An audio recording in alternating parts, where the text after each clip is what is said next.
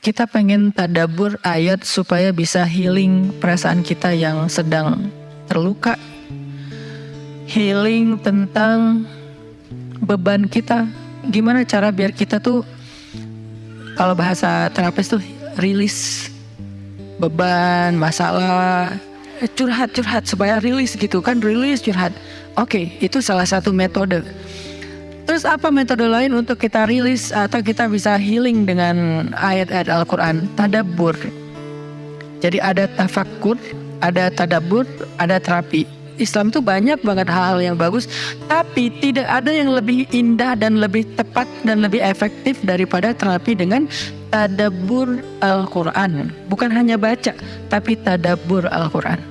Menghayati, memahami pesan-pesan Allah di dalam Al-Quran. Makanya ketika Nabi punya masalah, obatnya Al-Quran. Itulah kenapa di dalam Al-Quran Allah menyebutnya wasyifa'un lima fis sudur. Dia itu obat, penyembuh, bahkan bukan obat. Kalau obat itu dawa, kalau syifa penyembuh. Dawa belum tentu sembuh, bisa sembuh bisa enggak. Tapi kalau syifa ya udah pasti sembuh. Maka Allah menyebutkan Al-Quran itu sebagai bukan dawa, tapi disebutkan sebagai syifaun lima fis sudur, obat hati, obat jiwa, obat mental. Walaupun banyak ulama menganggap bahwa dia juga bisa menjadi obat fisik, dan saya percaya itu. Tetapi yang lebih dahsyat lagi adalah dia memang obat mental. Pertanyaannya, bagaimana menjadikan Al-Quran sebagai syifa, healing? Ayat-ayatnya gimana cara kita mentadabburinya? Semua ayat sama, cuman yang membedakan satu dengan yang lain fadilahnya. Tapi semua sama-sama istimewa. Jadi nggak boleh ada satupun ayat yang kita anggap nggak penting. Alif Lam Mim, apa pentingnya ya? Nun, Qaf, Shad, satu huruf doang. Enggak, biasa aja. Sehingga kita ngerasa membaca ayat itu enggak terlalu istimewa. Sama, satu huruf pun itu istimewa di Al-Quran. Kan kata Nabi satu huruf seperti 10 kebaikan. Jadi kalau kita baca Nun, udah aja, alhamdulillah udah ngaji. 10 kebaikan loh itu. Tapi kalau udah tahu 10 kebaikan, ngapain satu huruf? Udah aja wal qalami wa ma yasturun, lanjut dong. Udah tahu tuh 10 kebaikan cuma satu huruf, sayang banget ya. Karena ada waktu. Dan ketika membacanya jangan target saya harus cari waktu yang tepat nih buat baca Quran biar khatam 1 juz. Jangan cari waktu yang tepat, susah. Lama-lama sampai malam akhirnya nggak kebaca. Asal ada waktu baca aja dulu, dapat 1/2 halaman, dapat 2 baris, dapat 1 baris, pokoknya baca aja dulu. Jadi tadabbur, cara untuk bisa menjadikan Al-Quran sebagai syifa, tadabbur. Bagaimana dulu Nabi, sahabat, orang-orang solih mentadabburi Al-Quran?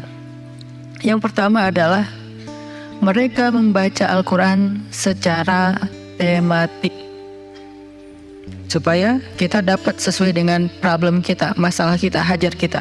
Tematik. Lagi ada masalah apa kita? Karena ayat Al-Quran turun kepada Nabi pun secara tematik, secara kontekstual. Apa yang dialami Nabi, itulah ayatnya. Al-Quran tidak turun sekaligus kepada Nabi, turun sekaligusnya itu di Lauhul Mahfuz. Lalu sampai kepada Nabi berangsur-angsur selama 23 tahun. Kenapa berangsur-angsur, Ustaz? Dan kenapa nggak urut? Turunnya yang pertama adalah Al-Fatihah dan Al-Alaq. Kenapa sekarang Al-Fatihah lalu Al-Baqarah? Kenapa enggak Al-Fatihah, Al-Alaq, kemudian surat apa lagi yang berurutan sesuai dengan urutan turun? Kenapa kok dibalik-balik, kok diacak-acak? Karena Al-Quran turun itu secara tematik, teman-teman. Hikmahnya apa? Hikmahnya karena dia tidak turun untuk sekedar dibaca. Dia turun untuk ditadaburi supaya jadi solusi, petunjuk dalam hidup. Petunjuk apa? Petunjuk terhadap masalah yang lagi dihadapin. Dan kita nggak akan dapat petunjuk kalau nggak ngerti kan?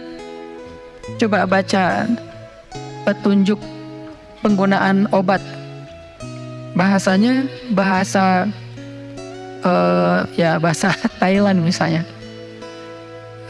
Banyak kap-kapnya. Susah kan kita?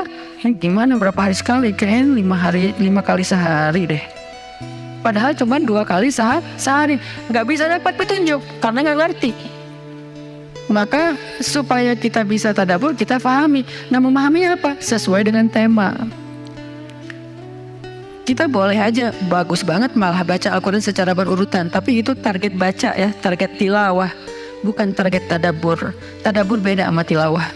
Tilawah tetap dia nggak usah diganggu-gugat, udah segitu aja. 1 hari 1 juz, setengah juz, 2 bulan sekali khatam, sebulan sekali khatam, itu lanjut aja udah. Karena itu memang target membaca. Tapi target tadabbur beda sama target membaca. Bikin 2 target. Kalau tadabbur memang gak panjang-panjang dan gak berurutan, tematik. Kita mau lagi masalah apa sih? Gimana kita cari temanya Ustadz? 1, bisa nyari ke Simbah Google, ayat tentang, klik keluar. Buat kita yang mungkin kita sama nih dengan saya, masih sama-sama belajar, paling gampang tadi nanya aja ke Google, pakai aja indeks. Atau cara yang lebih, ini kalau mau,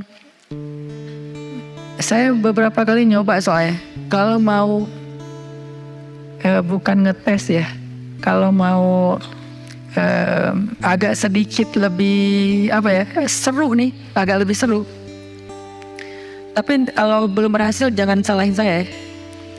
Kalau agak lebih seru nih, saya suka gini, pegang Quran, lagi ada masalah nih, Bismillah, ayatnya pas, wah ini saya banget nih. Bisa kayak gitu juga metodenya. Jadi kayak minta dibimbing sama Allah aja gitu. Tapi kadang-kadang dapat ayatnya tuh nggak sesuai tema saya, Ustaz, kata kita.